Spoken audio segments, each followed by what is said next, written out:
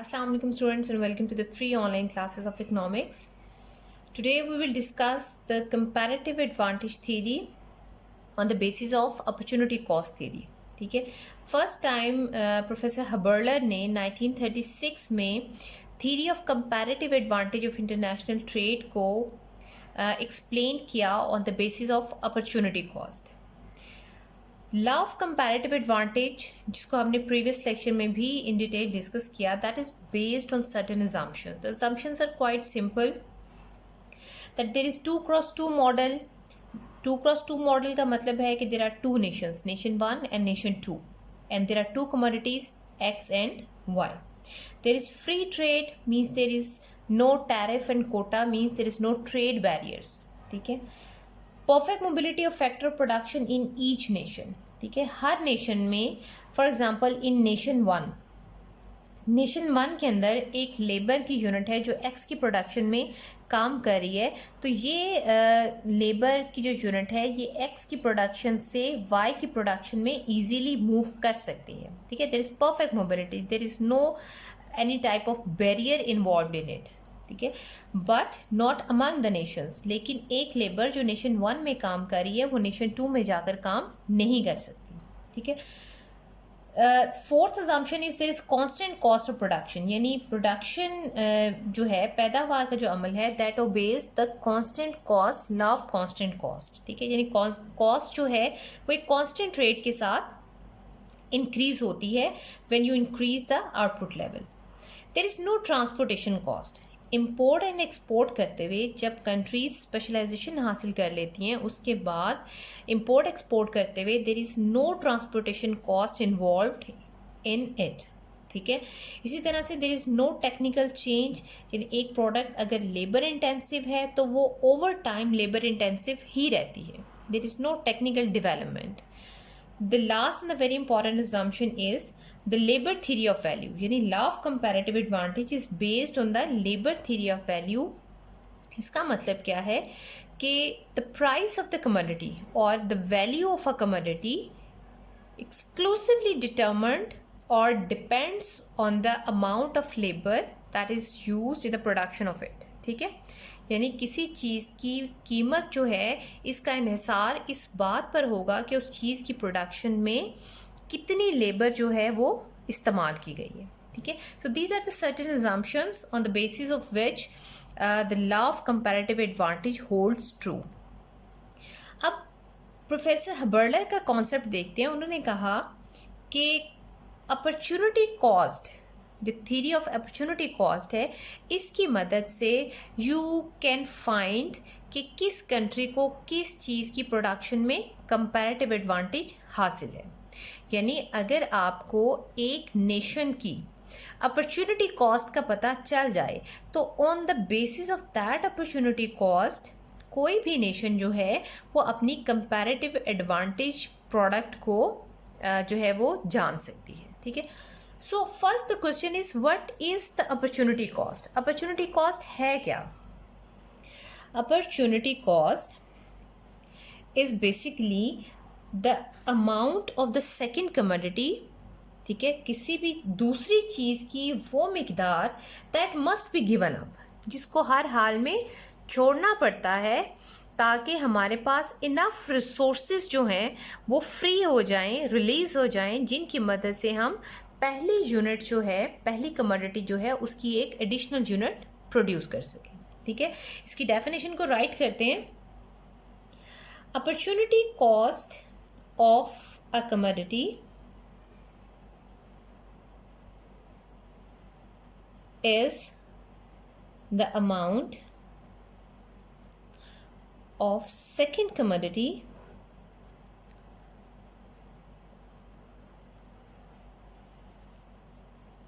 that must be given up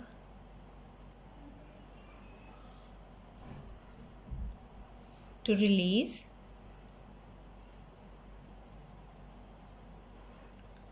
enough resources to produce one additional unit of first commodity. ठीक है, that is the simplest definition. कि जैसे कि हमने suppose किया, अज्यूम किया था देयर इज 2x2 मॉडल. ठीक है, 2x2 मॉडल है. अब 2x2 मॉडल में there are two products x and y. तो अगर आप y की x की एक यूनिट इंक्रीज करना चाहते हैं तो इस कंडीशन में as resources are fully utilised. ठीक है, रिसोर्सेज जो है वो मुकम्मल तौर पर इस्तेमाल में, देयर इज़ नो अनएम्प्लॉयमेंट. तो इस कंडीशन में जब आप x की एक यूनिट एडिशनल प्रोड्यूस करना चाहते हैं तो आपको x की एडिशनल यूनिट प्रोड्यूस करने के लिए रिसोर्सेज रिक्वायर्ड हैं. अब वो रिसोर्सेज कहाँ से आएंगे? वो y से आएंगे, y की प्रोडक्शन से. ठीक है, so to increase the opportunity cost of commodity is the amount of second commodity, that is y, that must be given up. यानी आपको y की कुछ ना कुछ मिकदार जो है वो ड्रॉप करनी पड़ेगी. फॉर एग्जांपल, आप पहले y की 10 यूनिट्स प्रोड्यूस करें और x की 1 यूनिट प्रोड्यूस करें. ठीक है, तो अगर आप x की फर्दर 1 यूनिट प्रोड्यूस करना चाहते हैं तो उसके लिए आपको y की अगर 2 यूनिट्स ड्रॉप करना पड़ती हैं, रिड्यूस करना पड़ती हैं, यानी गिव अप करना पड़ती हैं to produce, to release the enough resources. ठीक है, to produce 1 additional unit of x. So that 1:2 is called the opportunity cost. ठीक है, ये आपकी अपॉर्चुनिटी कॉस्ट है. 1x for 2y, that is opportunity cost. ठीक है, इसको आगे हम एक न्यूमेरिकल एग्जांपल से बड़ी डिटेल में डिस्कस करेंगे. So first of all you should know that what is opportunity cost. Opportunity cost is the amount of second commodity that must be given up. ठीक है, that must be given up to release enough resources to produce an additional unit of first commodity. For example, अगर आप यहाँ पर 1y drop करते हैं तो 1y drop करने से आपके पास enough resources रिलीज नहीं हुए जिनकी मदद से आप x को प्रोड्यूस कर सकें. ठीक है, फॉर एग्जाम्पल x को प्रोड्यूस करने के लिए 2 लेबर चाहिए, लेकिन 1y ड्रॉप करने से सिर्फ 1 लेबर रिलीज हुई. तो इस 1 लेबर से आप x की एडिशनल यूनिट प्रोड्यूस नहीं कर सकते. ठीक है, so you have to drop such an amount, एक ऐसी अमाउंट ऑफ y आपको ड्रॉप गिव अप करनी पड़ती है जिससे enough resources, that is 2 labour, जिसको हमने यहाँ पे एज्यूम किया 2 लेबर है, ये रिलीज हो सके ताकि आप इनकी मदद से x की एक एडिशनल यूनिट जो है वो प्रोड्यूस कर सकें. So that is the opportunity cost. So professor Haberler ने कहा कि if the nation knows the opportunity cost of producing a commodity, किसी भी चीज़ को प्रोड्यूस करने की अपॉर्चुनिटी कॉस्ट का अगर नेशन को पता हो, then a nation could also find out कि उसको किस चीज़ की प्रोडक्शन में कंपैरेटिव एडवांटेज हासिल है. So the nation with a lower opportunity cost in the production of a commodity, यानी एक चीज़ like x and y, there are 2 commodities. अब नेशन 1 को पता है कि x को प्रोड्यूस करने की जो अपॉर्चुनिटी कॉस्ट है वो लोअर है. ठीक है, जबकि y की प्रोडक्शन में जो अपॉर्चुनिटी कॉस्ट है उसकी वैल्यू ज़्यादा है. फॉर एग्जांपल, इसी को लेते हैं कि एक x को प्रोड्यूस करने के लिए 2y ड्रॉप करने पड़ रहे हैं.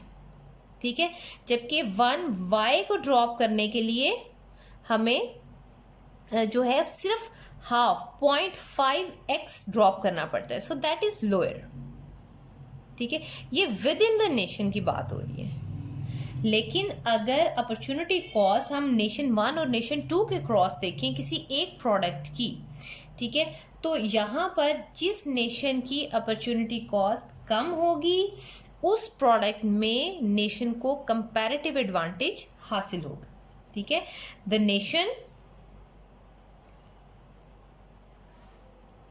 with lower opportunity cost in production of a commodity has comparative advantage in it. ठीक है, जिस चीज़ की प्रोडक्शन में उसकी अपॉर्चुनिटी कॉस्ट कम होगी, ठीक है, उस चीज़ की प्रोडक्शन में उस नेशन को कंपैरेटिव एडवांटेज हासिल होगा एज कंपेयर टू नेशन 2, ठीक है। So that is the concept presented by professor Haberler कि किस तरह से अपॉर्चुनिटी कॉस्ट की मदद से हम किसी भी नेशन की कंपैरेटिव एडवांटेज जो है, कंपैरेटिव एडवांटेज प्रोडक्ट को फाइंड आउट कर सकते हैं, ठीक है। So that is the opportunity cost. इसके बाद we move towards the production possibility frontier और production possibility curve. Production possibility curve एक ऐसा खत, एक ऐसा कर्व जो दो चीज़ों की प्रोडक्शन के डिफरेंट कॉम्बिनेशंस को जाहिर करता है, ठीक है। Production possibility curve is a curve which shows the alternative combinations of two commodities, ठीक है, production of x and y which could be produced with the help of given resources or natural resources of the economy, ठीक है। यानी production possibility frontier एक ऐसा curve है जो x और वाई दो कमोडिटीज़ की प्रोडक्शन को जाहिर करता है, कि प्रोडक्शन के डिफरेंट कॉम्बिनेशंस को जाहिर करता है जो कोई भी इकोनॉमी अपने रिसोर्सेज के साथ प्रोड्यूस कर सकती है, ठीक है। सो हम दोनों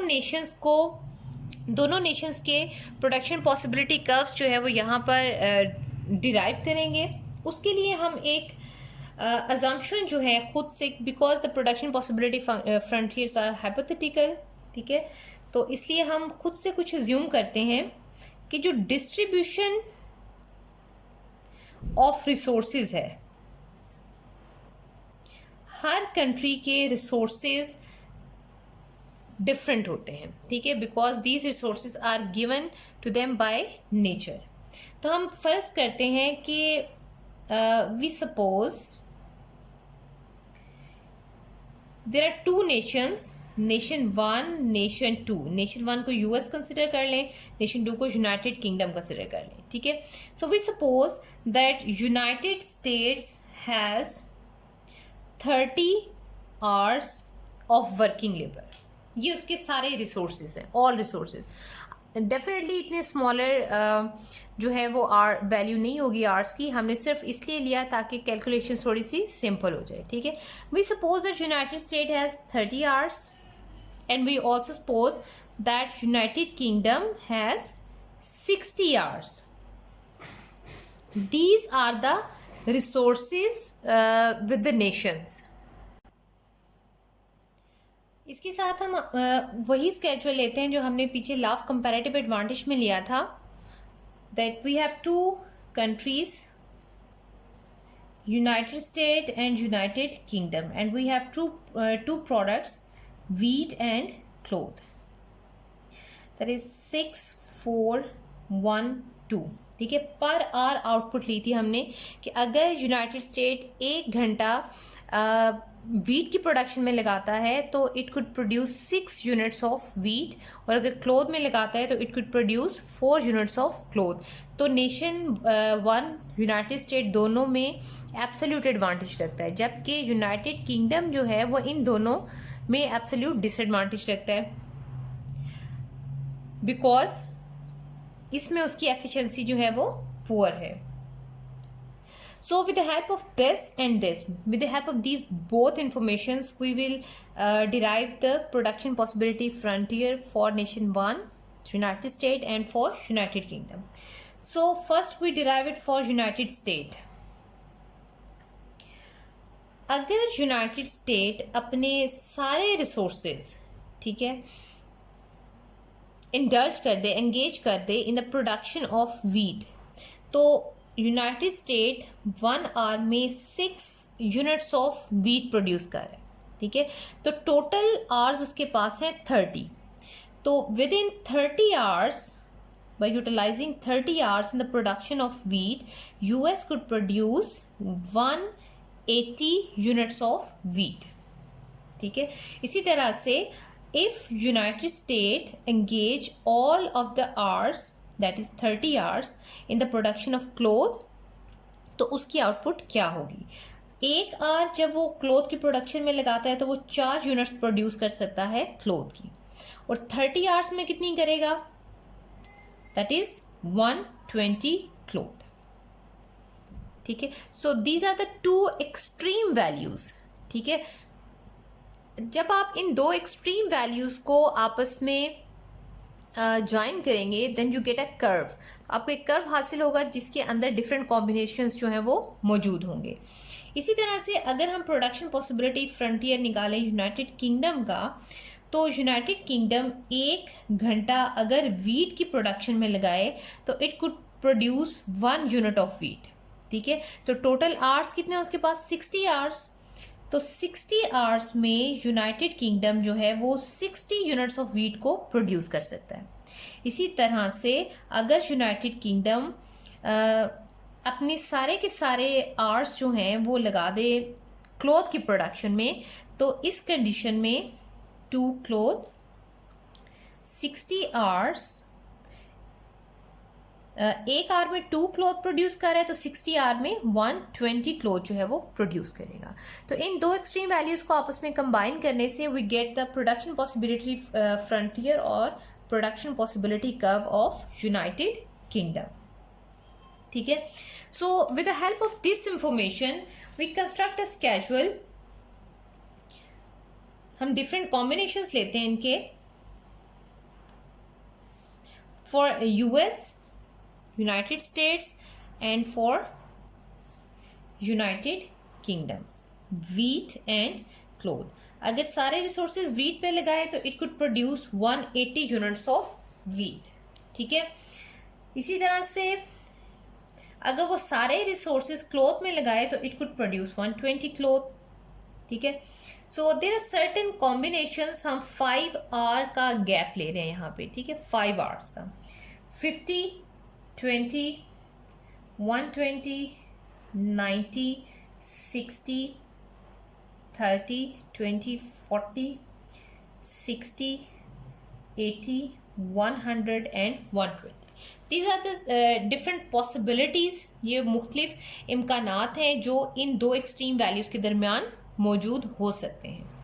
इसी तरह से यूनाइटेड किंगडम अगर वीट की प्रोडक्शन में जो है वो सारे रिसोर्सेज लगाता है तो it could produce 60 units of wheat and 0 units of cloth. Similarly अगर वो वीट की 0 यूनिट प्रोड्यूस करता है, सारे के सारे रिसोर्सेज क्लोथ में लगाता है तो इट कुड प्रोड्यूस 120 क्लोथ। ठीक है, तो इसके दरमियान हम डिफरेंट पॉसिबिलिटीज ले लेते हैं। हम 10 आवर का गैप ले रहे हैं यहाँ पे।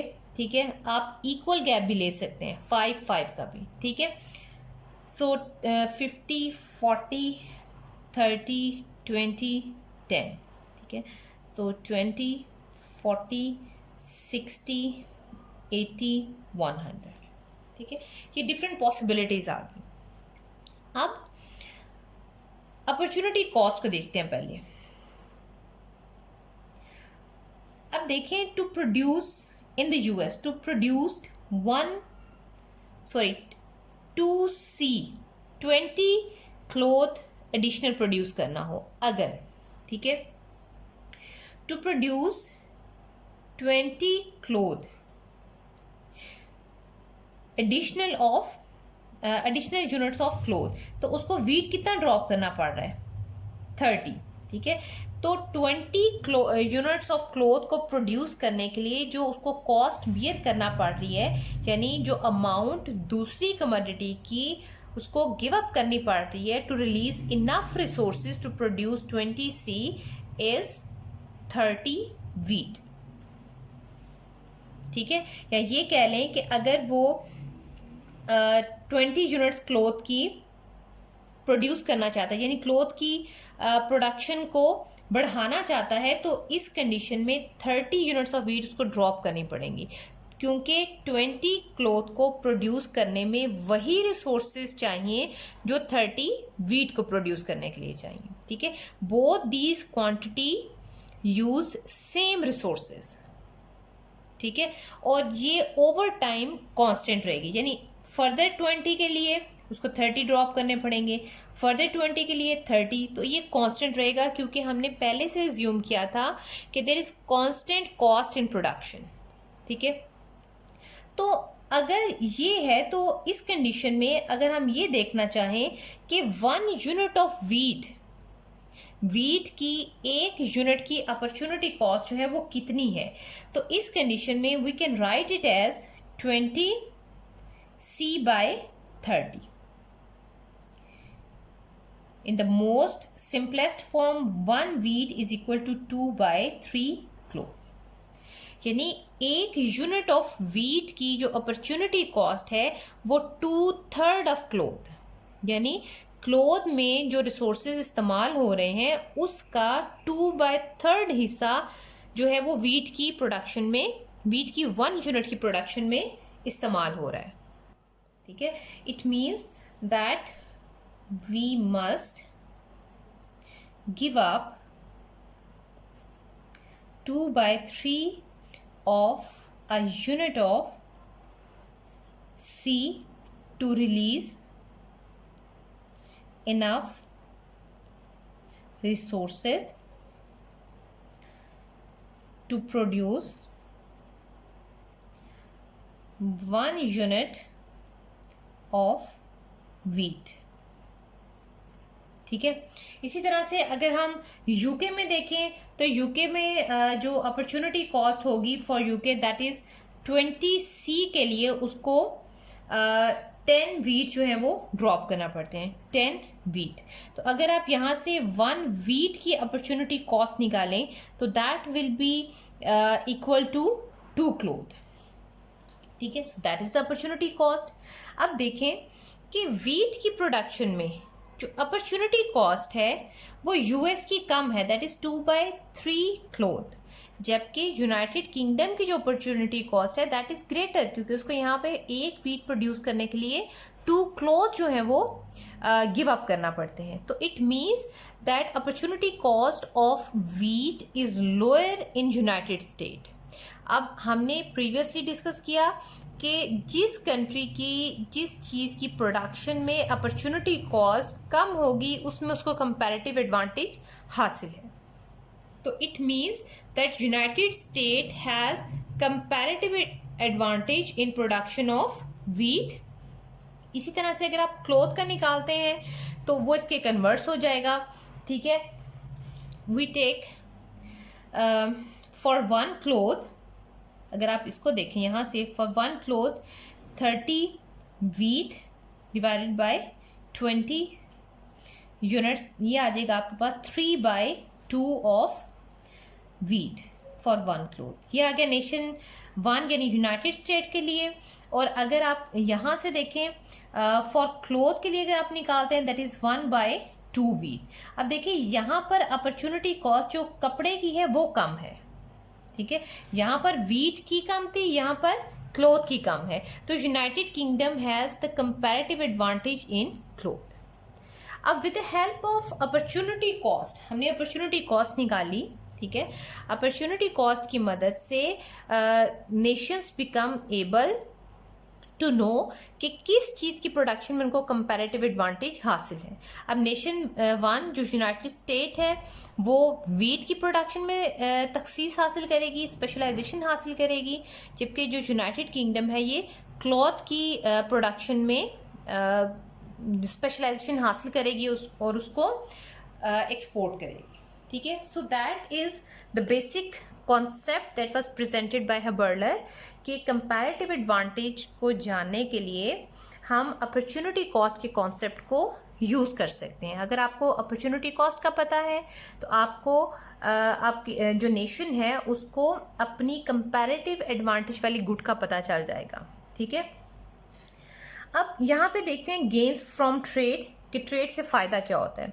हम एक रफ एस्टिमेट करते हैं कि बिफोर ट्रेड यानी अटारकी पोजीशन में जो नेशंस हैं वो अपने हाफ ऑफ रिसोर्सेज जो हैं वो यूटिलाइज करती हैं इन the production of both goods, क्योंकि तिजारत से पहले, ट्रेड से पहले दोनों नेशंस जो हैं वो दोनों चीज़ों को प्रोड्यूस कर रही हैं।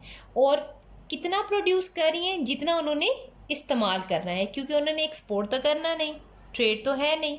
तो इस कंडीशन में उनकी जो कंजम्पशन है और जो प्रोडक्शन है वो सेम होगी। अब अगर हम यहाँ देखें, यूनाइटेड स्टेट के पास थे 30 आवर्स, ठीक है, तो वो 15 आवर लगाएगी वीट की प्रोडक्शन में, ठीक है, और 15 आवर्स वो यूटिलाइज करेगी इन द प्रोडक्शन ऑफ क्लोथ। तो 15 इंटू 6 फॉर वीट, ठीक है, तो ये आपके पास आ जाएगा 90 और 15 hour in the cloth, that answer will be 60, ठीक है। So that is the before trade condition. इसी तरह से अगर आप यूनाइटेड किंगडम को देखें तो 60 आवर्स थे, ठीक है, सो 30 आवर्स एंड 30 आवर्स, ठीक है। तो अगर वो वीट में 1 घंटा लगाती है तो 1 यूनिट प्रोड्यूस होती है, तो 30 आवर्स में 30 यूनिट प्रोड्यूस होंगी, ठीक है। जबकि 30 आवर्स में 1 आवर में 2 यूनिट ऑफ क्लोथ प्रोड्यूस हो रही थी, तो 30 आवर में 60 यूनिट्स प्रोड्यूस होंगी। तो ये आपके पास एक बिफोर ट्रेड कंडीशन आ गई, जिसको आप बी से रिप्रेजेंट कर लें और ए यू से भी रिप्रेजेंट कर सकते हैं, अटार्की पॉइंट, ठीक है। ये अटार्की पॉइंट्स जो हमने लिए हैं, ये कोई हार्ड एंड फास्ट रूल नहीं है कि कंट्री इन्हीं लेवल पर जो है वो अपनी आउटपुट प्रोड्यूस करी है। इट मे बी पॉसिबल कि यूनाइटेड किंगडम जो है वो बजाय इस पॉइंट के इस पॉइंट को चूज़ कर रहा हो, ठीक है, because there are different combinations, और कंट्री इन कॉम्बिनेशन में से कोई एक कॉम्बिनेशन चूज़ कर सकती है, ठीक है। सो वी सपोज कि नेशन 1 यूनाइटेड स्टेट इस कॉम्बिनेशन को चूज़ कर रही है, इट माइट बी पॉसिबल, ठीक है, इसके अलावा और भी कोई हो सकता है। इसी तरह से हम सपोज करते हैं कि यूनाइटेड किंगडम जो है it might choose this combination 40-40, ठीक है, यानी वो इक्वली अपने आवर्स को डिवाइड नहीं कर रही दोनों चीज़ों की प्रोडक्शन में। सो with the help of this information हम पहले इसकी ग्राफिकल प्रेजेंटेशन करेंगे और उसके बाद गेन्स फ्रॉम ट्रेड जो है वो कैलकुलेट करेंगे, ठीक है। So first we construct United States and then we will construct the United Kingdom. हमने कहा अगर यूनाइटेड स्टेट जो है वो अपने सारे के सारे रिसोर्सेज वीट की प्रोडक्शन में लगा दे तो it could produce 180 units of wheat, ठीक है। इसी तरह से अगर वो सारे के सारे रिसोर्सेज क्लोथ में लगा दे तो it could produce 120 units of cloth, that is 120, ठीक है। तो इनको आप प्लॉट कर ले। अगर आप ये सारे पॉइंट्स 1 by 1 प्लॉट करना चाहते हैं तो आप कर सकते हैं, ठीक है। I just take the extreme positions. So we have this curve, that curve is production possibility curve और production possibility frontier, ठीक है, under the constant cost। इसी तरह से यूनाइटेड किंगडम में हमने देखा कि यूनाइटेड किंगडम अगर अपने सारे के सारे रिसोर्सेज वीट पर लगाती है तो it could produce 60 units of wheat, और अगर वो सारे के सारे रिसोर्सेज क्लोथ पर लगाती है तो it could produce 120 units of cloth. तो इनको आप कंबाइन कर लें, that is the production possibility frontier for United kingdom. अब 4 ट्रेड कंडीशन ली हमने यूनाइटेड स्टेट में कि United state 90 units of wheat produce कर रही है और 60 यूनिट्स ऑफ क्लोथ प्रोड्यूस कर रही है। इसी तरह से हमने यूनाइटेड किंगडम में लिया कि it is producing 40 units of wheat and 40 units of cloth. ये आ गया आपके पास अटार्की पॉइंट्स बिफोर ट्रेड पॉइंट्स। याद रखें कि तिजारत से पहले ये प्रोडक्शन पॉसिबिलिटी फ्रंटियर आपका प्रोडक्शन कर्व भी है यानी सप्लाई कर्व भी है और कंजम्पशन कर्व भी है यानी डिमांड कर्व भी है, ठीक है। इसी तरह ट्रेड से पहले ये यूनाइटेड किंगडम का कंजम्पशन एंड प्रोडक्शन कर्व दोनों है, क्योंकि इकोनॉमीज उतना ही प्रोड्यूस कर रही हैं जितना उन्होंने कंज्यूम करना है। अब we suppose gains from trade पे आ जाते हैं। गेन्स फ्रॉम ट्रेड,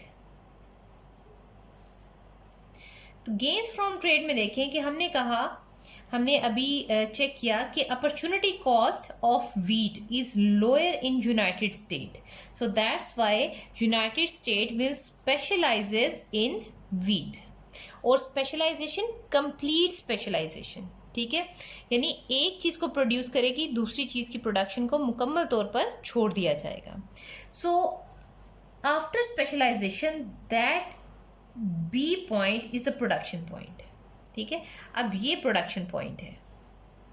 अब कंजम्पशन के लिए हम फर्ज करते हैं कि जो इंटरनेशनल एक्सचेंज रेट डिटर्मन हुआ that is 70 wheat for 70 cloth. ये इसके अलावा भी हो सकता है, क्योंकि एक वाहिद एक्सचेंज रेट नहीं होता जिस पर बेनिफिशियल ट्रेड हो सके, ठीक है। इसको हमने अपने प्रीवियस लेक्चर में बड़ा डिटेल में डिस्कस किया था कि एक range of international exchange rate जो है वो मौजूद होती है, जिसके अंदर जो है बेनिफिशियल ट्रेड हो सकती है। तो यहाँ पर हमने फ़र्ज़ किया कि जो इंटरनेशनल एक्सचेंज रेट है that is 70 wheat for 70 cloth. अब United State 180 units of wheat जो है वो प्रोड्यूस कर रहा है।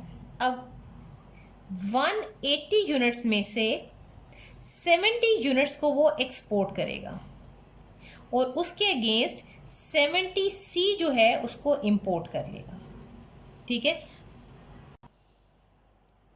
अब 70 सी जो है वो उसके अगेंस्ट इंपोर्ट कर लिया उसने, बाकी डोमेस्टिकली उसके पास जो है वो 110 यूनिट्स ऑफ वीट जो है वो डोमेस्टिक कंजम्पशन के लिए रहेगी, ठीक है। सो 110 जो है वो यहाँ कहीं लाई करेगा 90 से अबव, दैट इज 110, ठीक है। सो 110 और यहाँ पर वो 60 पहले कंज्यूम कर रहा था, लेकिन अब उसने 70 जो है क्लोथ इंपोर्ट किया, तो यहाँ कहीं 70 पॉइंट होएगा, 70 सी। इन दोनों पॉइंट्स को अगर आप कंबाइन कर लें so that is the consumption point, ठीक है। इन दोनों पॉइंट्स को आप आपस में मिला लें, so that is a production point after trade, ठीक है। ये प्रोडक्शन पॉइंट है, जबकि ये आपके पास कंजम्पशन पॉइंट है, and that consumption point that is C that is higher than autarky point, ठीक है। तो इसका मतलब है you are gaining that economy, sorry not you, United State is getting benefit from the trade, ठीक है। उसका कंजम्पशन जो है वो पहले से हायर हो गया। इसी तरह से if we take the case of United Kingdom, अगर यूनाइटेड किंगडम जो है वो क्लॉथ की प्रोडक्शन में स्पेशलाइजेशन हासिल करता है तो that is the production point, ठीक है। 120 यूनाइटेड किंगडम प्रोड्यूस कर रहा है 120 सी, ठीक है। इसमें से वो 70 सी एक्सपोर्ट करेगा और 70 सी को एक्सपोर्ट करते हुए 70 वीट को इंपोर्ट कर लेगा, ठीक है। अब 120 में से जब उसने 70 सी एक्सपोर्ट कर दिए तो उसके पास पीछे जो है जो कंजम्पशन है दैट विल बी 50, ठीक है। अब उसके पास जो कंजम्पशन क्लोथ है that is 50 units of cloth are consuming domestically, ठीक है। अब उसका जो कंजम्पशन पॉइंट है वो है 50 क्लोथ प्लस 70 वीट। अब क्लोथ 50 दैट इज 50 सी और that is 60 and 70 of wheat, ये उसका कंजम्पशन पॉइंट आ गया। इन दोनों को अगर आप आपस में कंबाइन करें so that is the point, अब देखें that is the consumption point, ठीक है, and that is much higher than the before trade point. Is it clear? तो यहां पर हमने ये देखा कि with the help of opportunity cost, ठीक है, कंट्रीज अपनी कंपैरेटिव एडवांटेज प्रोडक्ट को जान लेती हैं और उसके बाद वो अपनी कंपैरेटिव एडवांटेज वाली प्रोडक्ट यानी जिसमें उनकी अपॉर्चुनिटी कॉस्ट लोअर है उसमें स्पेशलाइजेशन हासिल करती हैं और एक म्यूचुअली बेनिफिशियल ट्रेड जो है वो सामने आती है। So that was the basic concept presented by professor Haberler, ठीक है, उन्होंने कंपैरेटिव एडवांटेज थ्योरी को एक न्यू एस्पेक्ट जो है उसका सामने लेकर आए with the help of opportunity cost. और आपने देखा कि after trade both countries are gaining, ठीक है, there is a mutually beneficial trade that is happening. इससे इस बात से कोई फ़र्क नहीं पड़ता कि which nation is getting more. अगर आप ग्राफिकली देखें तो भी आप क्लियरली कर्व्स की बेस पे भी ये कह सकते हैं कि nation 2 that is United Kingdom that is getting more as compared to United States, but both nations are getting. So that's all with it. I hope that you understand well. Still you have any question, then please do ask. Thank you so much.